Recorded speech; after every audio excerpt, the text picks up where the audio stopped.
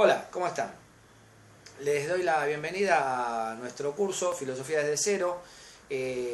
Hoy vamos a cerrar esta unidad 4 un tanto extensa en la que hicimos este recorrido por toda la historia del pensamiento mundial, de la filosofía, hablando de la filosofía contemporánea. La etapa contemporánea nace en 1789 con la Revolución Francesa y la filosofía se podría decir que también, ya que durante esta década de 1780 aparece la obra fundamental de Immanuel Kant, que es la crítica de la razón pura y también la crítica de la razón práctica y la del juicio. Son tres grandes obras que de alguna manera marcan un nuevo enfoque para la filosofía que va a nacer a partir de esta etapa.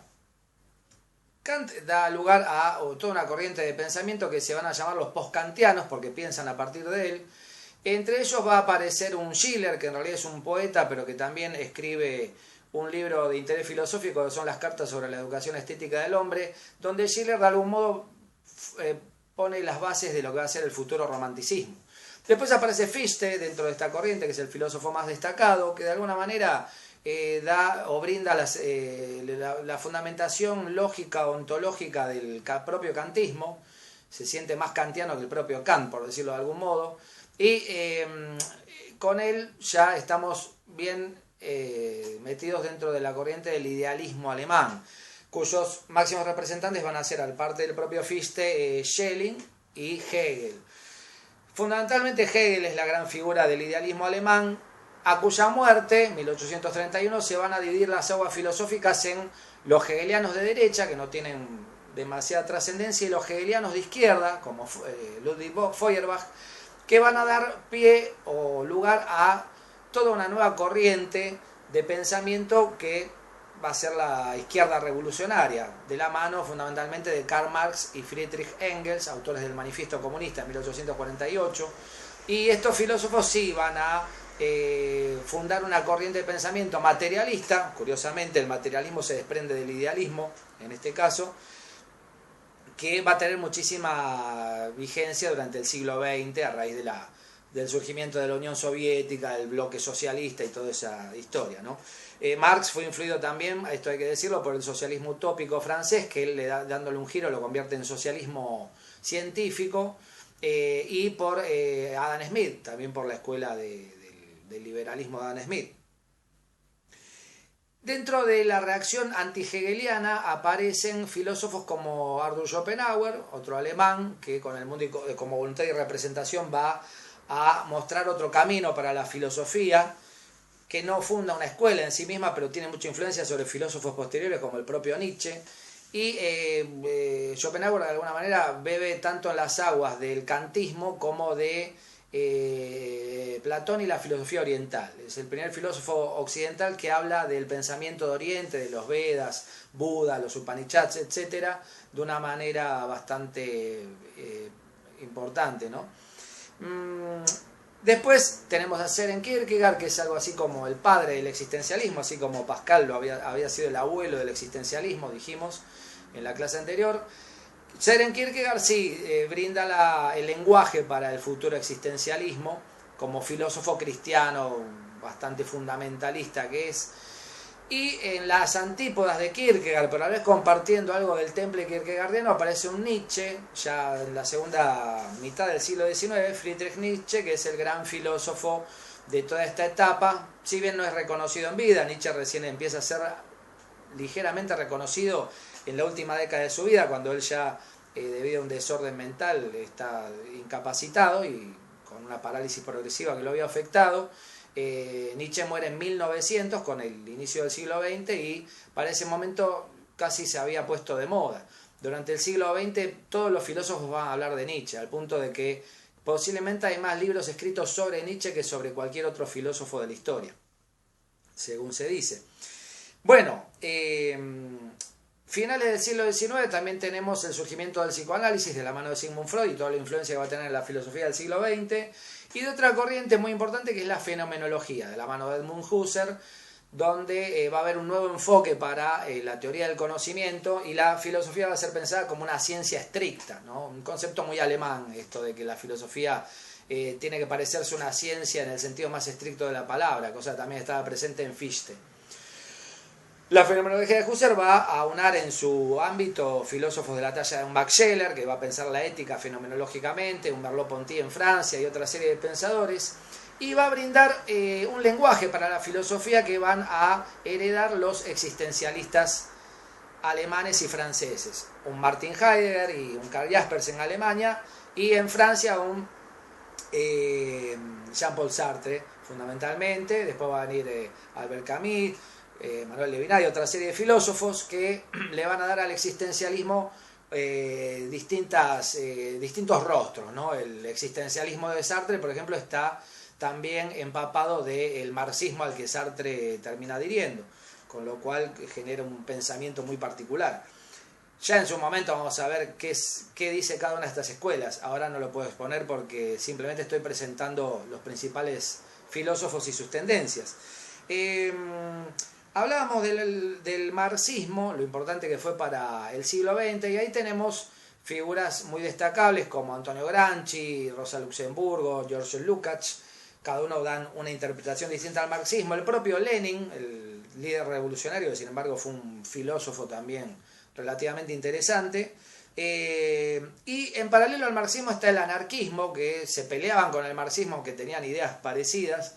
Y ahí estaban Proudhon, Bakunin, Kropotkin y otra serie de filósofos que se oponen sobre todo al concepto marxiano de una dictadura del proletariado. Para ellos no hacía falta ninguna dictadura y ni siquiera hacía falta un Estado. Había que abolir el Estado y liberar a la sociedad de todo tipo de cadenas, ¿no es cierto? El anarquismo va a tener mucha influencia también en todo el siglo XX. Y una corriente que también surge hacia fines del siglo XIX de la mano de Gottlob Frege, que es el llamado positivismo lógico, que no hay que confundir con el positivismo de Augusto Comte a mediados del siglo XIX, que da lugar a la sociología. El positivismo lógico es un intento de reducir la filosofía a una filosofía del lenguaje, ¿no? Al análisis lógico, básicamente. Ahí aparece la obra fundamental de Russell y Whitehead, que es Los Principia Mathematica, en 1910, y el que va a ser discípulo y después condiscípulo, ¿no? Porque estaban en paralelo a nivel de importancia respecto a Russell, que es Ludwig Wittgenstein, austríaco, un filósofo que con su librito el Tractatus Logico Philosophicus va a revolucionar la filosofía a principios hacia finales de la Primera Guerra Mundial. De hecho escribe este libro en las trincheras de la Primera Guerra, como soldado que era, y revoluciona todos los debates filosóficos, da pie a la llamada escuela o al llamado Círculo de Viena, y sin embargo él después aparece más tarde con otra filosofía contraria a la suya propia anterior, con lo cual sus propios seguidores se ponen en contra de él, y ahí se da toda una época bastante entretenida de la filosofía. Todo esto va a dar pie a la filosofía analítica, a la corriente del pensamiento analítico contemporáneo que sigue vigente. Dentro del marxismo también aparece, o asociado al marxismo, el Círculo de Frankfurt, que son Adorno, Horkheimer, Walter Benjamin, Marcuse, una serie de filósofos que van a reinterpretar el marxismo de otra manera también. El marxismo, de hecho, va a tener vigencia hasta el siglo XXI de la mano de filósofos como Negri y Hart, que escriben el libro Imperio, que es casi como el Capital del siglo XXI, un libro que empieza a ser leído en el año 2000. Después Badiou y Zizek, que son los filósofos más conocidos hoy por hoy, casi más leídos.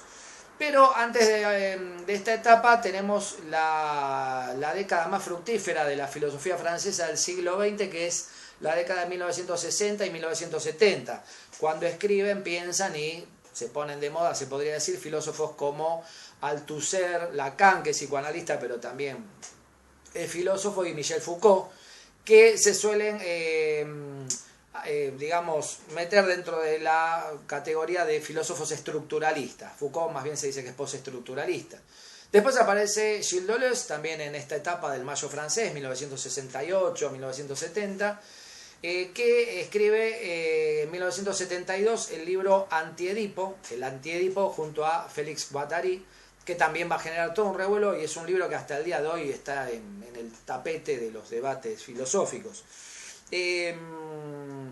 Otra tendencia que se abre a partir de la obra El segundo sexo de Simone de Beauvoir, esposa de Jean-Paul Sartre.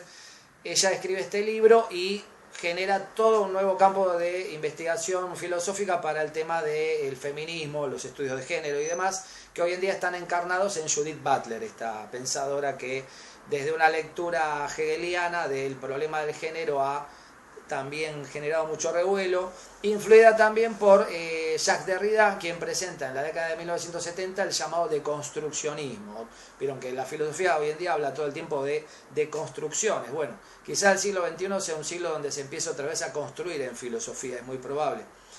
Con esto, con este panorama tan acotado y general, quedan en el tintero muchos filósofos como Henri Bergson, Émile Cioran, Michel Onfray, que igual vamos a nombrar y a trabajar cuando llegue el momento, filósofos del siglo XX. Con esto, de alguna manera, cerramos el panorama de la filosofía contemporánea y les recomiendo, para abordar esta etapa de la filosofía, el libro de Enzo Pacci, La filosofía contemporánea, editado por Eudeva. Es un libro que ya tiene unos años, es muy interesante, está muy bien escrito, y aparecen acá también muchos filósofos italianos, porque Pacci es italiano y trabaja sobre la filosofía en Italia, pero habla de los más importantes pensadores a partir de Kant. Lamentablemente no está acá incluida la última etapa de la filosofía, sobre todo a partir de la etapa que les decía del pensamiento francés, porque es un libro de 1857, con lo cual no aborda toda la etapa contemporánea, pero está muy bien ese libro para introducirse a esta última época de la filosofía que todavía estamos transitando y de la que posiblemente no salgamos por un tiempo. Una de las últimas corrientes en la historia de la filosofía es el llamado posmodernismo, que de la mano de un Lyotard, Baudrillard y otra serie de filósofos aspiró a superar la modernidad, a desligar la contemporaneidad de la modernidad, se podría decir. Sin embargo, es difícil decir que lo haya logrado, porque todavía seguimos empantanados en la terminología y los debates que ha generado la modernidad a partir del sujeto cartesiano, que no ha sido superado todavía completamente.